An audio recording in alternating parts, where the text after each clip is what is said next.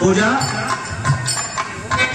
अब तोहार बिया है बाबा, वैसे हम तो सोचब कि बिया कैला कुछ लोग अगुआ मिल जाए बिया देखा समय से होता तो कुछ ठीक रहता। समय खेती बढ़िया होता दोनों भैया अगर समय से रहता अच्छा लागत है।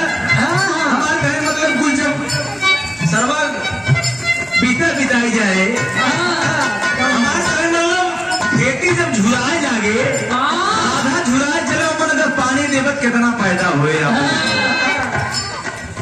समय से कोनो चीज कहीं ना वो जब भैया लोग ये सब बनाते हैं हमारे संगे। ए भैया वो दुल्हनिया का खूबसूरत मर्द मिला अपने भौजाई से बात कहत बा। हाँ भैया कुछ कहे चाहता है पैसा देवे आओ आप सब कौन मत हो। महेंद्र बच्चन हमारे बड़का भैया श्रीमान कुंधारी राय यादव जी कमेटी के अध्यक्ष महोदय जी 100 रुपए का पुरस्कार दिए।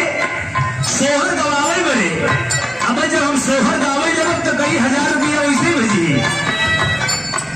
लेकिन दुल्हनिया से वो लड़कियां बताओ तक भौजी हमारा मन सेतु तो इतना खूबसूरत मिला बा भगवान जाने इतना मानत था ना कहो तो ऐसा होता मनोहर बाबू हमारे जूठवा खाए ले गया था।